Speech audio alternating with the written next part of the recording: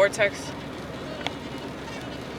There are a lot of things that I would change if I could, but I feel like there's really no point in having these like deep conversations about, you know, women's rights and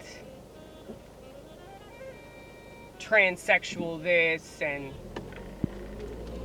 abortion that. You know, like there's no point in having these conversations because like people are brainwashed. All right? They're brainwashed.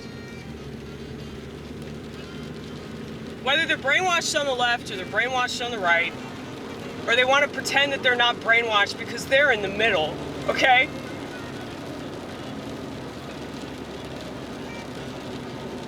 The fact that you think that you have to be right, I feel like that's a brainwashing tool right there, because that's egotistical. Egotistical. It's a fun word.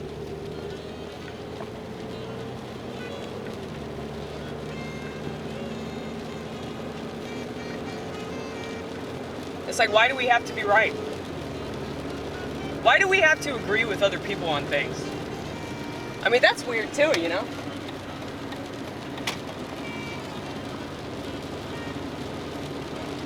We can't just accept the fact that we disagree with other people.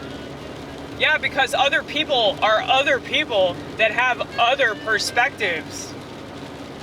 Isn't that crazy? Somebody with different genetics and different thoughts and different feelings and different memories, they have a different experience, man. And they have different opinions.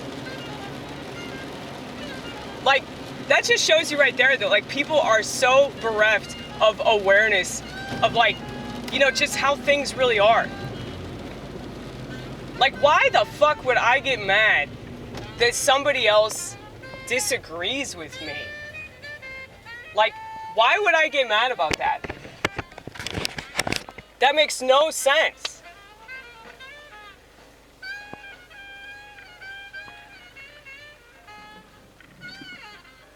So, got a funny story to tell y'all.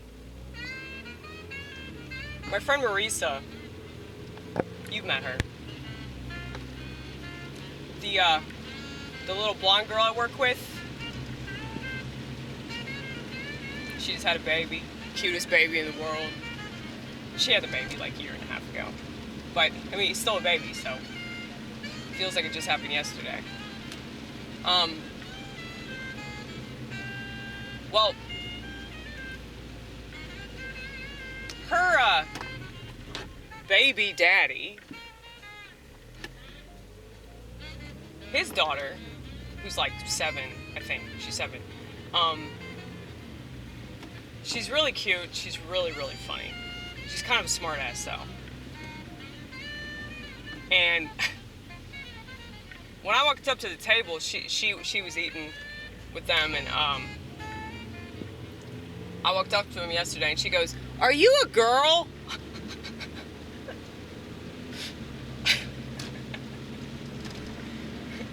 I hope y'all know why that's funny as fuck, okay? Because if you hear the voice that I'm doing right now, and you're around me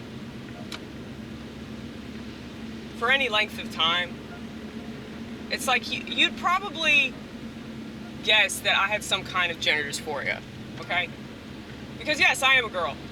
I have the girl parts, okay? I have the girl parts, but I have the boy brain, which is very confusing. And once again, this is another reason why I do stand-up comedy. Another reason why I think God put me in this shit country with all these issues that I have. Because I can explain these issues really, really well.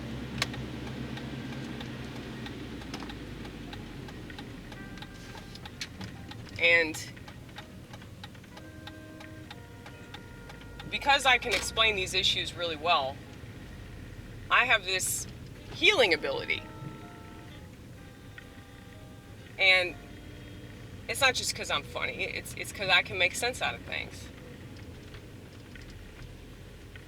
And so, the thing that a lot of people in America, ooh, shit, the thing that a lot of people in America would consider to be a disease and a major inconvenience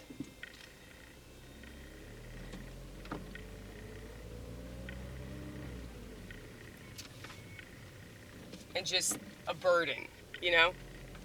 Like, a lot of people look at mental illness like it's a burden. And, I mean, it is.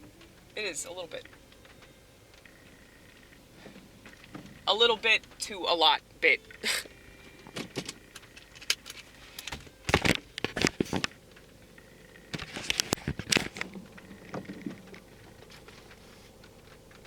Gotta find my phone. I gotta see if my friend texted me back.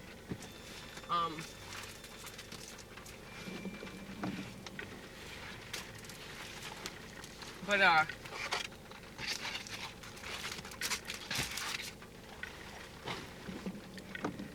it's really a burden on, like, other people, you know? Because people don't understand. And they don't want to understand. That's the biggest problem with Americans. They don't want to understand problems. They just want to point the finger at them and whine. And so, yeah, I don't really like the people that live here. Like, I have more in common with immigrants than I do anybody else because, like,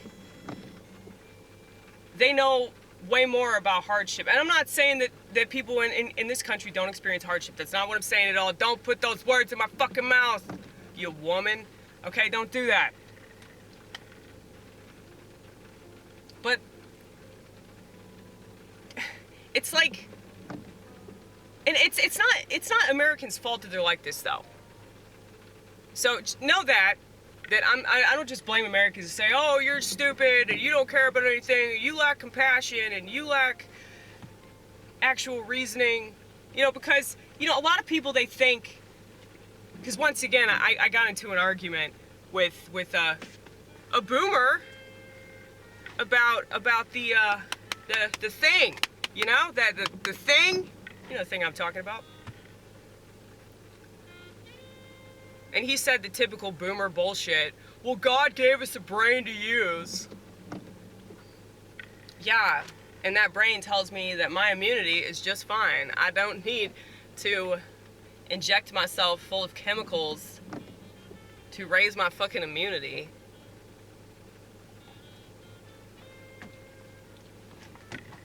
But anyway,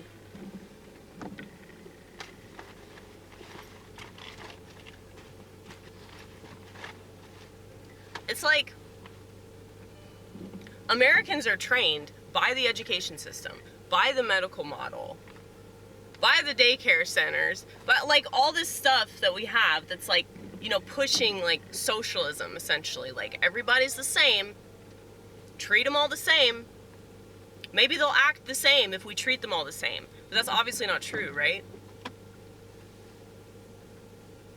I mean, plenty of people that I know that have ADHD, like, they swear by medication. People that have depression, they swear by medication. And it really doesn't help them. Now, with ADHD, I would say that, like, you know, amphetamines, because they're, like, stimulating, they obviously, like, have that effect. So,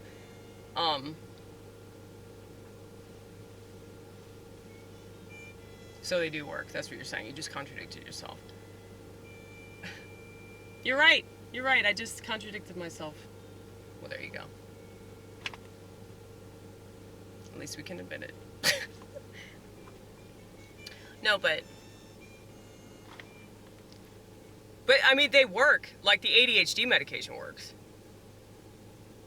But the problem with it is that it's like meth. Yeah, I mean, but at least it works. I mean, it works because it's like fucking meth. So, I mean, I know it's not actual meth, but it just seems like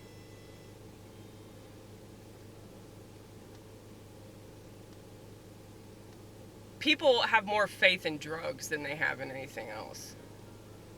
And I mean, y'all know that I use cannabis, okay? Y'all know that that's like my drug of choice. But I mean, it really is because of this whole like mental uplift. Because I totally would have killed myself if it weren't for that, you know? But I realize though that makes me sound like, you know, I'm a total hypocrite because I'm saying, well, you shouldn't use an antidepressant. But the thing is though, people on antidepressants are killing themselves. Like, I keep hearing about people killing themselves. Like, 2 people recently told me that somebody at their church committed suicide. Okay? I guarantee you it's because of antidepressants. Which is why I say what I say about it. It's funny to me. Like, how many Christians are, like, against pot? And they're against pot because it's illegal. Because they think they have to obey the authorities, even though the authorities are telling you to get jacked up with booster shots, okay? The authorities are telling you that everybody's the same and we should all be treated the same. So they're trying to force this idea of equality that's not real because we're not the same.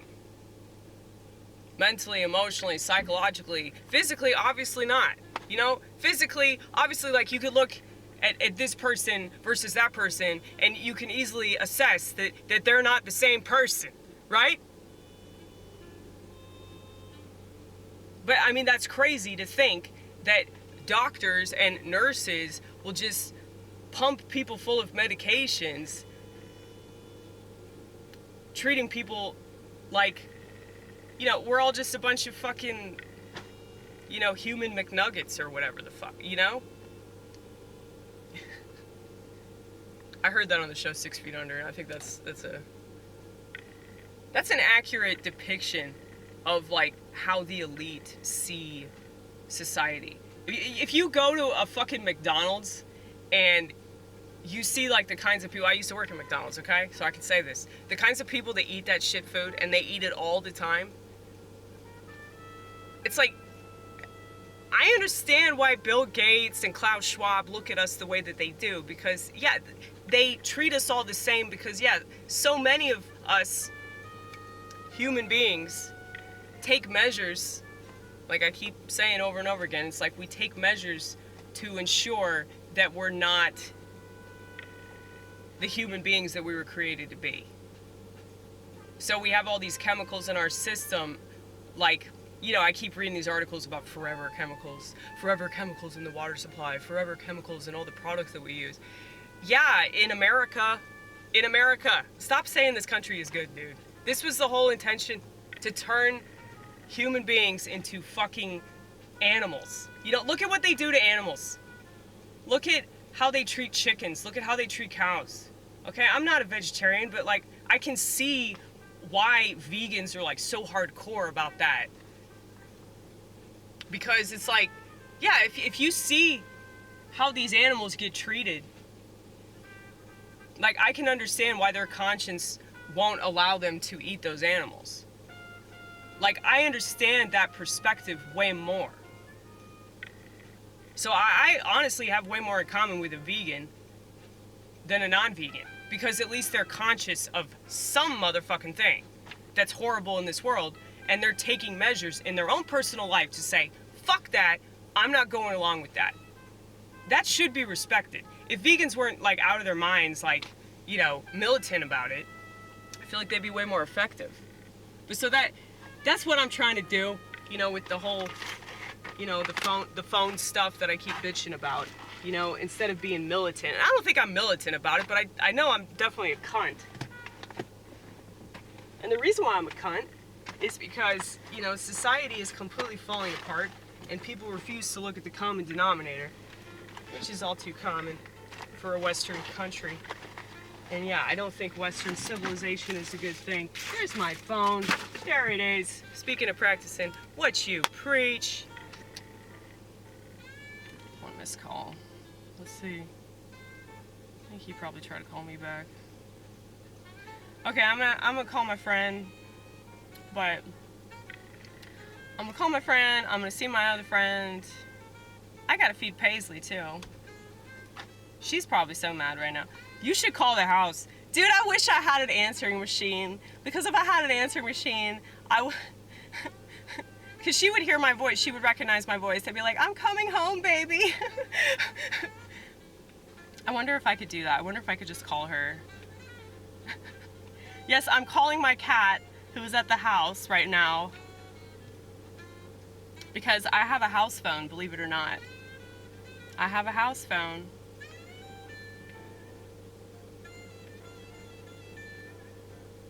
Okay.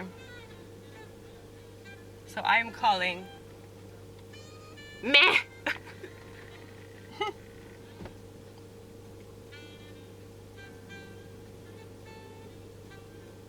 I really wish I had an answering machine. Just for the nostalgic element.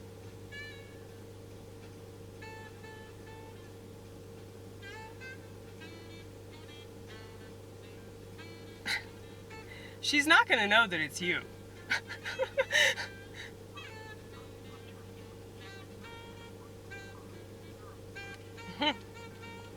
Sorry, the party you were trying to reach has not set up voicemail.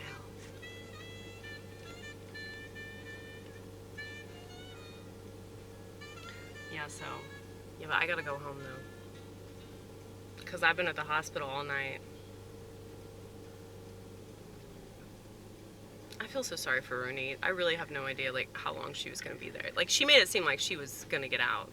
You know, because she told me not to come visit her because she's like, no, I want to go home. And I'm like, all right. I think that she's like me in the sense that, like, it's like she wants to be positive, but she's also, like, really, really overwhelmed. And when she gets overwhelmed, hold on one second. I'll be back.